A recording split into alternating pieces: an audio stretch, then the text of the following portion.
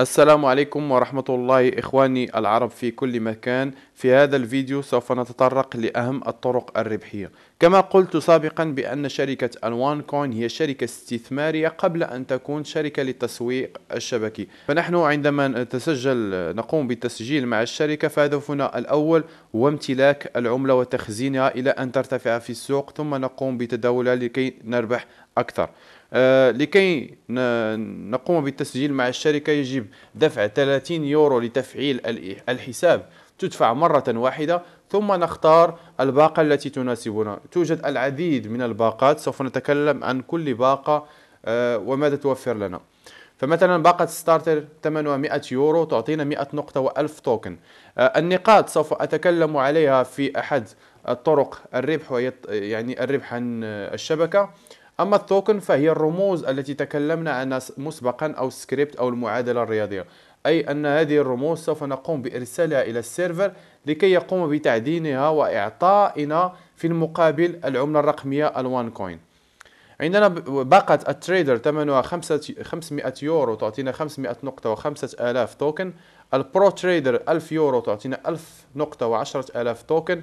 الاكزيكيوتيف تريدر 3000 يورو، تعطينا 3000 نقطة و30000 توكن. التي كونت ب 5000 يورو، تعطينا 5000 نقطة و60000 توكن. البريميوم تريدر تعطينا بثمنه 12500 يورو، تعطينا 12500 نقطة و150 توكن. كذلك توجد باقة فيستيفال باكيج وثمنها 18800 يورو. كلما دخل أعضاء جدد وبدأوا في تعدين العملة، كلما كبرت المعادلة واحتاجت لرموز أكثر، وبذلك يرتفع ثمن العملة. كما شرحت في الفيديو السابق أن السيرفر أو الأنظمة تتطلب رموز لكي تعطينا عملة. كلما أنتجت عملة أكثر كلما طلب منا السيرفر رموز أكثر.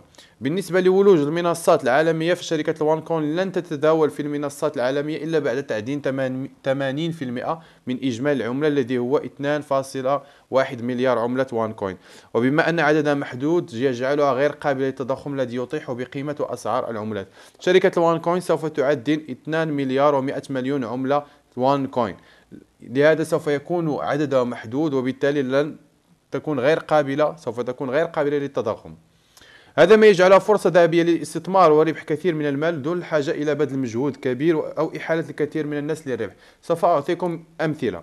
فمثلا عندما انطلقت الشركة كان تقريبا الواحد وان كوين يساوي 6 توكنز. فمثلا إذا اشتريت باقة 100 يورو 100 توكنز، يعني سوف أقوم بعملية قسمة 100 على 6 لكي أعرف كم سوف يعطيني السيرفر من وحدة وان كوين. هنا مثال، يعني لو كانت عندي 20,000 توكنز وقمت بقسمتها سوف تعطيني 3333 وان كوين. لو تركتها إلى شهر 1 2016، يعني الشهر الحالي، حاليا ثمن الوان كوين هو 4.45 يورو. يعني لو قمت بضرب عدد الوان كوين في 4.45 يورو سوف أجد أنني قد جنيت 14833 يورو. كم كان المبلغ المستثمر؟ كان فقط 1000 يورو، لأن 1000 يورو تعطيني 10,000 توكن، ويعني نتيجة سبلايت أتحصل على 20,000 توكن. سوف أقوم بشرح عملية سبلايت. فكما نلاحظ في 6 أشهر فقط الربح وصل ل 1400% بدون إدخال أي أحد أو دفع أي تفعيل شهري. أما إذا تركتها إلى 12، يعني في شهر 12 من 2016، وأصبح ثمن العملة مثلا 15 يورو، سوف أجني تقريبا 50,000 يورو. أما إذا تركتها إلى 2018 فسوف أجني تقريبا 500,000 يورو. كم كان استثماري؟ فقط 1000 يورو.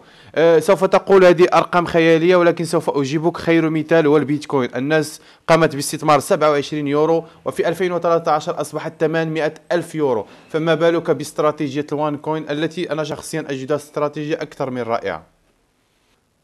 سوف نتطرق في الحلقات القادمة ونتكلم عن طرق الربح من خلال تسويق شبكي لهذه العملة. لكن كما أقول دائما، الوان كوين هي شركة استثمارية قبل أن تكون شركة للتسويق الشبكي، لذا يجب امتلاك هذه العملة، تخزينها، وانتظار ارتفاعها في السوق. دمتم في رعاية الله، وإلى اللقاء مع الحلقة القادمة. إلى اللقاء.